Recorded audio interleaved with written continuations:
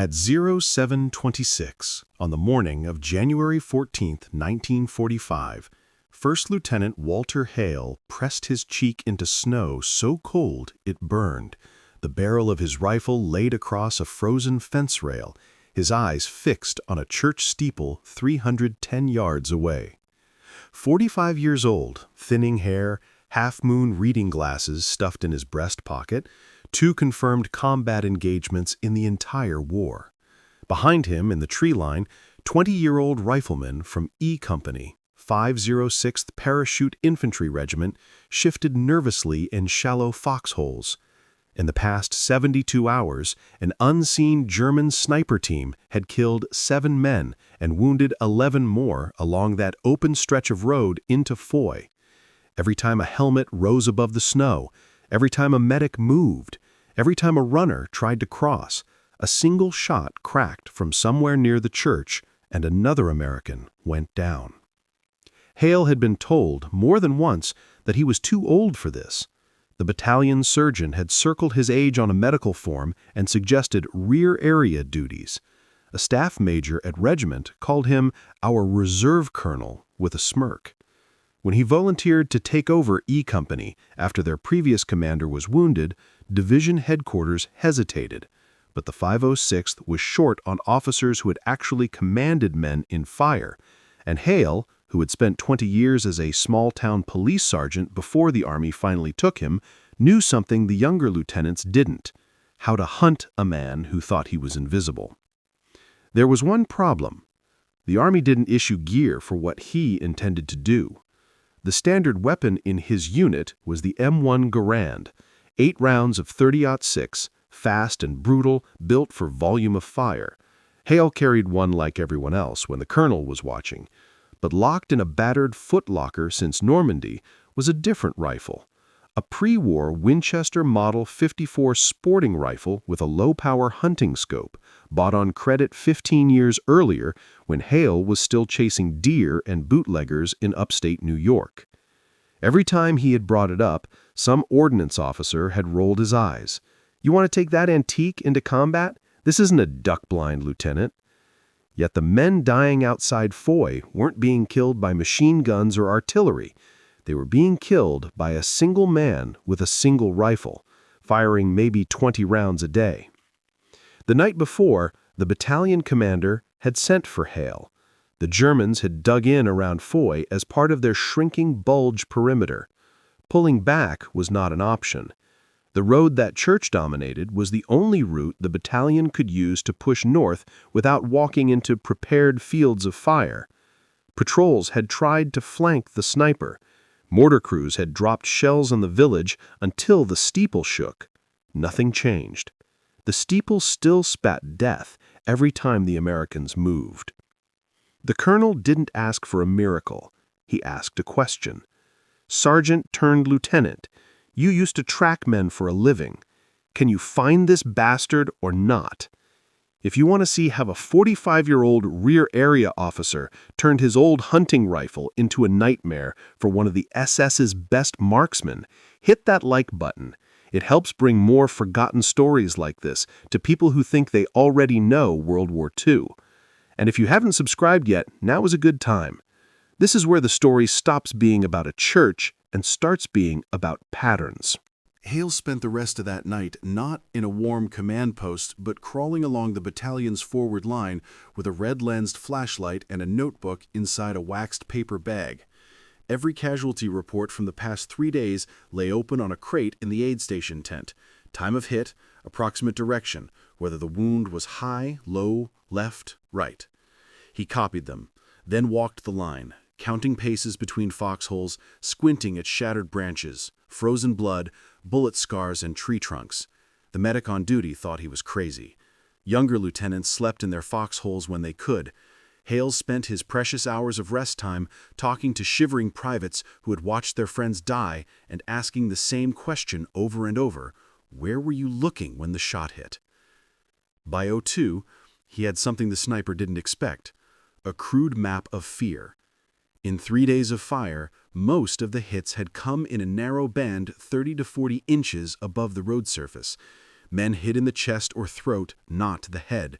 The entry angles were shallow, grazing the top edges of snowdrifts and fence posts. That told him the shooter wasn't high in the steeple looking down at them. He was somewhere level with the road, using the steeple as a psychological decoy. Every American eye that glanced up at the bell tower was an eye not scanning the windows on the second floor of the bakery, or the hayloft across from the church, or the dark slit between two collapsed roof beams just left of the apse. Hale went back to the map. The hits clustered at 3 points along the road: a break in the hedgerow where the snow drifted shallow, a burnt-out cart, and a fallen telegraph pole.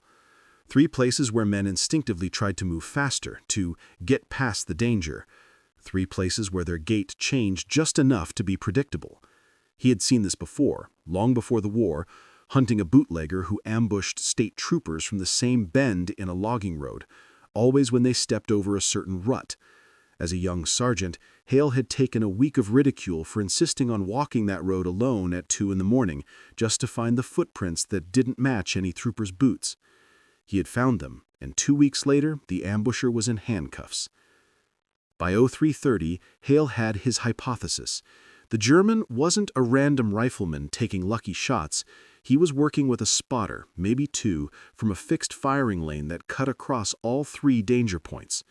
The steeple bell, with its jagged shell hole, made a convenient origin in scared minds, but the bullets weren't coming from there. They were coming just off to the side from a narrow second-story window that no one wanted to stare at for long because it meant exposing just a little more of their helmet. Hale walked back through the freezing dark to his tent, dug the Winchester out of the footlocker, and stripped off the oiled cloth still wrapped around the scope. The rifle's walnut stock looked almost obscene here among dented steel helmets and olive-drab canvas. He wiped a thin sheen of congealed oil from the bolt, worked the action until it felt like glass again, then loaded 5 rounds of match-grade .30-06 he had been hoarding since England, back when he still thought he might get to shoot competition instead of men. Dawn came late and gray through low Ardennes clouds. At 07:10, he slid into a shallow depression behind a sagging wooden fence that paralleled the road. 50 yards behind him, his company huddled in foxholes, watching a man their father's age thumb the safety off on a rifle older than some of them. The colonel had not officially approved this. Hale had phrased his request as, "I'll take a look myself, first light, sir." He had not mentioned that taking a look would involve taking a shot. He forced himself to do nothing for the first 15 minutes. No glassing, no scanning, just lying there and listening. Distant artillery, the occasional cough, the creak of a pine branch under half-frozen snow. His instincts screamed to put the scope to his eye, to hunt, but years of street work had taught him that the first man to start looking is often the first man to be seen. At 0:26, a shape moved in his peripheral vision. A helmet, just barely above the snow line as one of his own men tried to shift his cramped legs. Hale watched, heart hammering, as the helmet dipped, rose again, dipped. Nothing. No shot. The sniper was disciplined. He didn't waste rounds. He waited for something that looked like a target, not a nervous private stretching. At 07:32, Hale saw what the German had been waiting for. A medic, burdened with the Red Cross brassard and the knowledge that another wounded man still lay where he had fallen the day before, made a decision. He rose from his foxhole and sprinted toward the burnt-out cart. Head down, white armband bright against dirty wool. Hale's instinct screamed again, to yell, to drag the medic back, but he stayed silent and finally raised the Winchester to his eye. He never saw the German. He saw the effect. Halfway to the cart, the medic jerked and spun, arms flung wide, and fell into the snow. The shot did not come from the steeple. It came, clear in his ear, from 10 degrees left of it. Hale traced an imaginary line from the medic's collapsing body back past the steeple and into a narrow, dark rectangle of shadow in the second floor of a stone house just left of the church. There, a window that once looked out over the village square, now boarded up from the inside with one rough slot hacked into the planks at about shoulder height. invisible to a man staring at the bells above, obvious to someone hunting the hunter. He exhaled, centered the crosshairs on that slot, and began to count seconds. Walter Hale knew that the sniper wouldn't fire twice in quick succession. Good ones rarely did. The flash, the smoke, the sound, taken together, they gave an enemy like him too much information at once. But the German spotter was almost certainly still peering through binoculars or an optic, searching for any twitch of American movement that might betray a counter-sniper. Hale needed that spotter to relax, to decide nothing had changed. So he waited, his cheek frozen to the walnut stalk, breaths shallow and timed between the tiny tremors in his tired hands. 10 seconds. 20. A full minute. Somewhere behind him, a young private whimpered, holding himself back from breaking cover to drag the fallen medic in. The snow around the medic's body slowly turned from white to rust brown. At 90 seconds, Hale caught it. A flicker of reflection in the firing slit. Just a thread of glass catching gray light, then vanishing. The spotter adjusting his field glasses. No shape, no face, just physics. Light bouncing wrong in a place that should have been dead. He did not have a perfect target. He had a 2-inch horizontal gap at a guessed distance in light full of moving shadows. But this was not the first time he had shot into a place where a man had to be, instead of a man he could see. As a police marksman in the 1930s, he had put rounds through the thin center panel of a hostage-taker's door because the geometry said the kidnapper was standing dead center. This shot was cleaner. No hostages, no civilians left in that house. The Germans had cleared them out weeks ago. Or worse.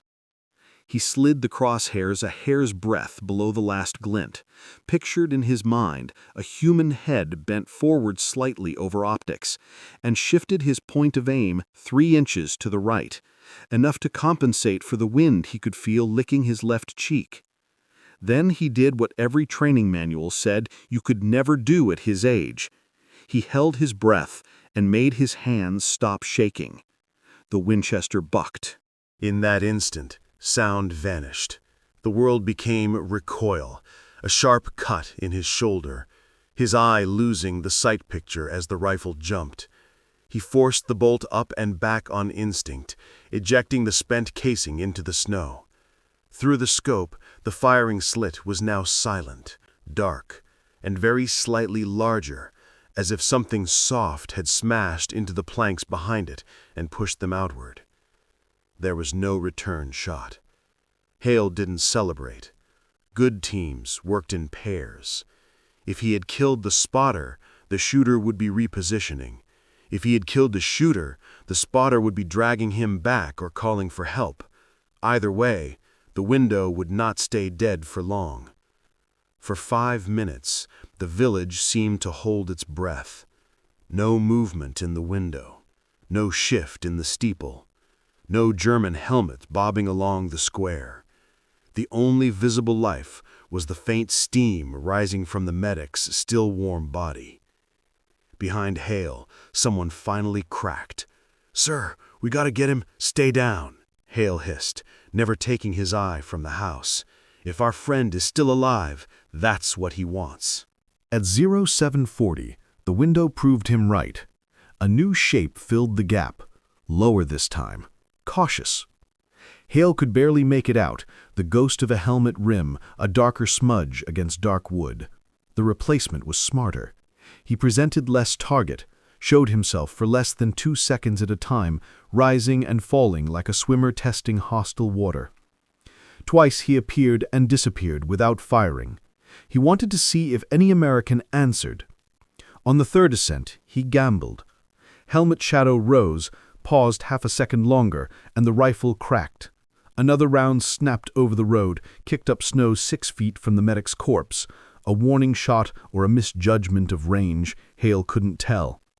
What mattered was that, just for that instant, the German had committed to a full firing posture, eyes fixed in the scope, shoulder set into the stock, mind tunneled down a narrow lane toward imagined movement in the American line.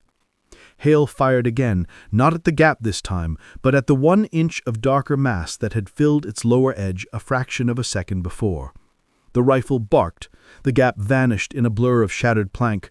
For the first time in days, an American shout went up, not in panic, but in savage, disbelieving joy. He still did not move. He worked the bolt, held the empty brass between his fingers to feel its residual heat, and forced himself to watch that window for a full 60 count. No motion, no second shot. Somewhere in that icy stone house, one of Germany's carefully trained sniper pairs had just died in a room that stank of cordite and burned pine.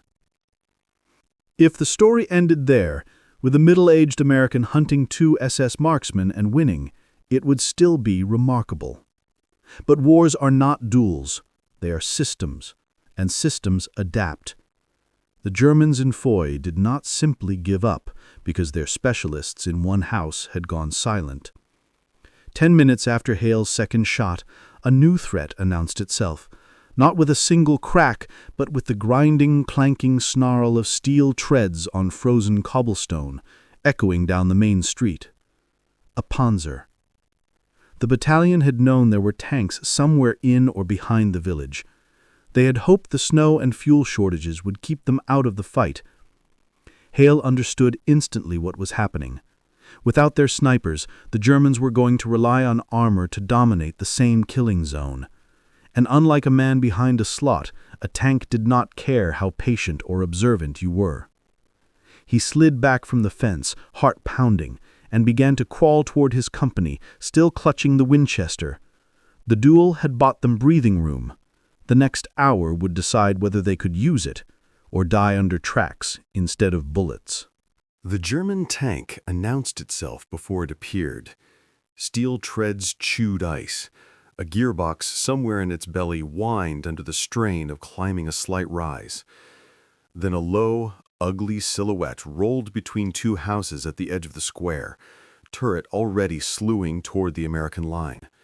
It wasn't a heavy Tiger, as rumors would later insist in every bar from Bastogne to Boston.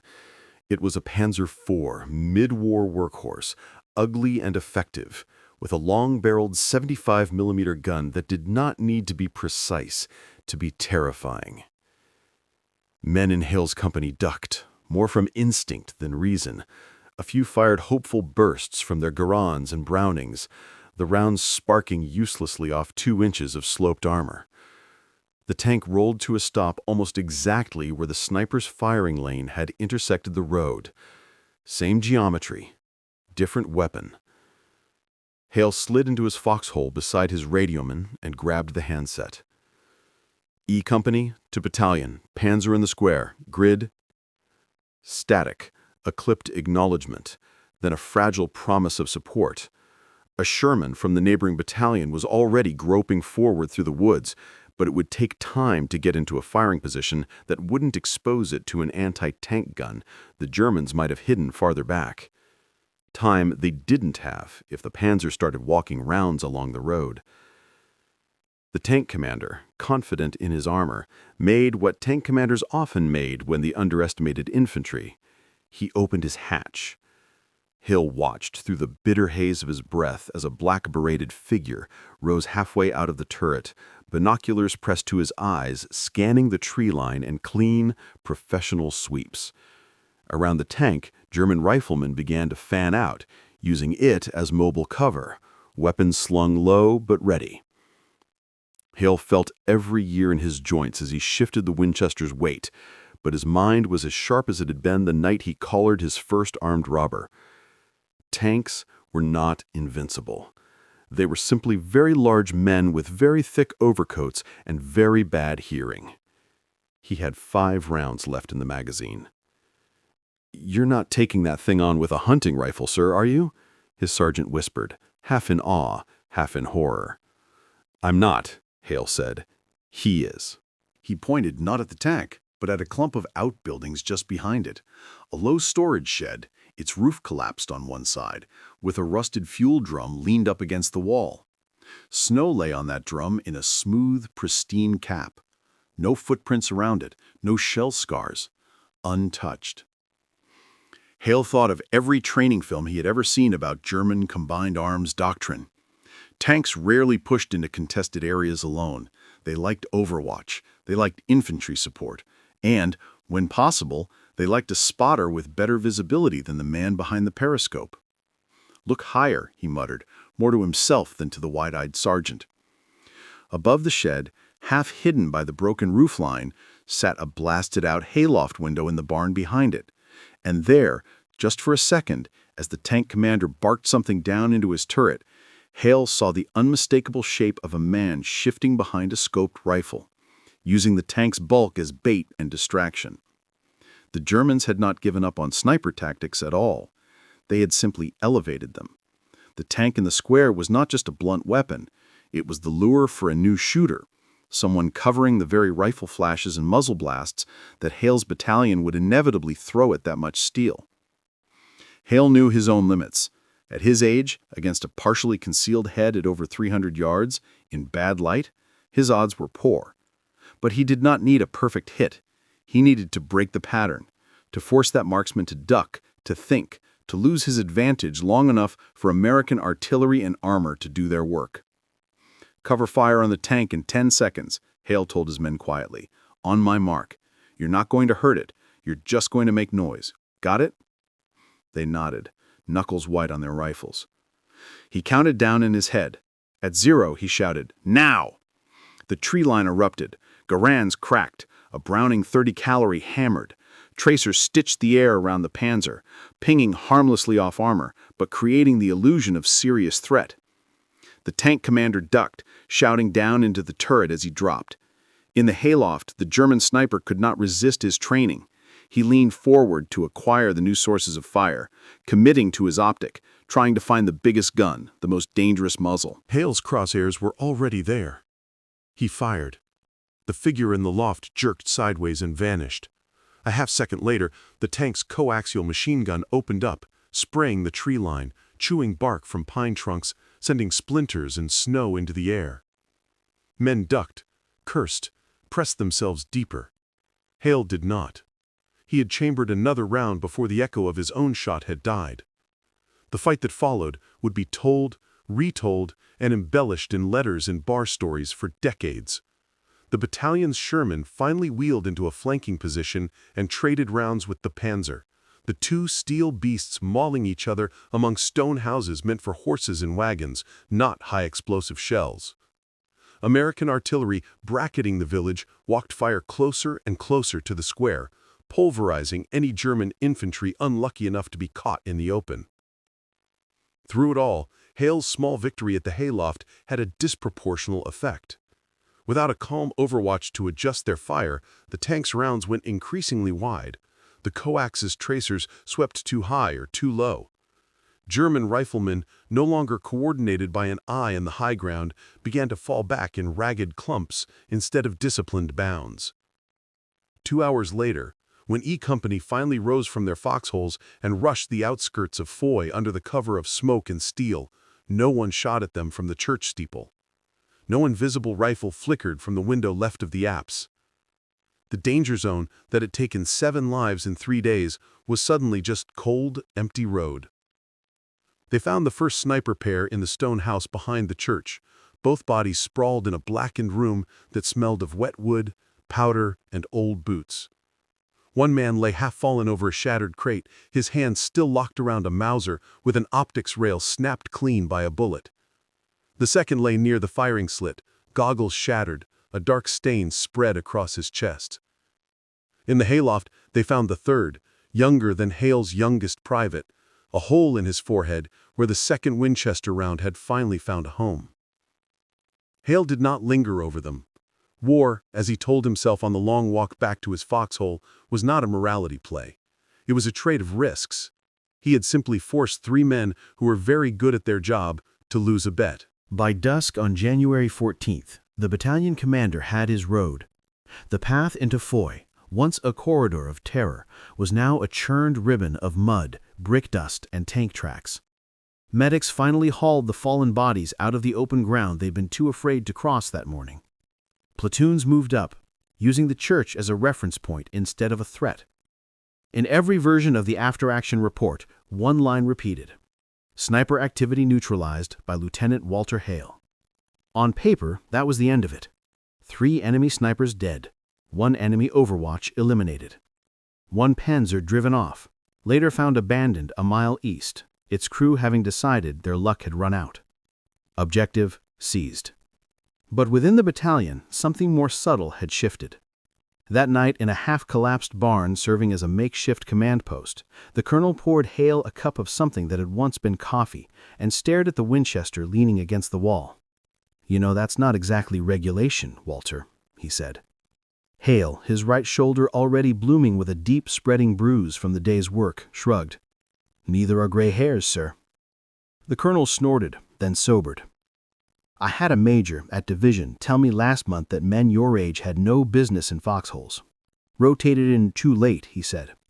"Good for paperwork, not for patrols. I'm going to enjoy attaching your report to his next briefing." Word of what had happened traveled faster than official paper. 2 days later, a captain from another company appeared at Hale's command post with a young private in tow, the kid's ears still pink with cold and embarrassment. "Sir, this one here thought he was too old at 26 to try out for scout sniper school back home. Says his eyes aren't as good as the kids. You mind telling him what you did last week?" Hale didn't tell him about the glamour of duels or the drama of tanks in town squares. He talked about crawling through snow for hours with a notebook, about counting seconds between shots, about staring at one patch of shadow until his head hurt just in case a reflection twitched. The private listened, face slowly changing from awe to a kind of sober understanding. This job isn't about being the quickest trigger. It's about being the last man to lose patience. In the months that followed, as the 506th pushed east toward Germany, elements of Hale's FOI routine seeped quietly into how the battalion approached snipers. Not formal doctrine. There was no glossy field manual titled, "Ask the Old Cop with the Hunting Rifle." But junior officers began to keep better notes on where and when men were hit. Scouts were taught to look for patterns in bullet impacts, not just muzzle flashers. A little more respect crept into the way 20-year-olds looked at 30- and 40-something replacements who arrived with crow's feet and stories of pre-war jobs that involved waiting, watching, and understanding how people moved when they thought no one was watching. Hale did not become famous. There were no newsreels about the grandpa sniper. After the war, he went back to his town, his badge, and eventually his reading glasses. The Winchester Model 54 ended up in the back of his bedroom closet, wrapped in the same oiled cloth that had worn on the troop ship to England. On rare winter mornings, when the cold hurt his knuckles and the sound of snowplows on asphalt sounded too much like tank tracks on cobblestone, he would take it out, check the bolt, and run a cloth down the barrel, the muscle memory refusing to die. What he had done outside FOI did not change the course of the entire war. Armies, not individuals, cracked the bulge. But for the men of E Company, those 48 hours rewrote one quiet doctrine, that youth always trumps age in combat. In the narrow space between a church steeple and a stone house, a middle-aged lieutenant had shown that sometimes the deadliest weapon on a winter battlefield wasn't perfect eyesight or fast reflexes. It was a brain that had spent 20 years learning how and where men choose to stand when they think they're safe, and the patience to wait in the snow, motionless, until they proved it.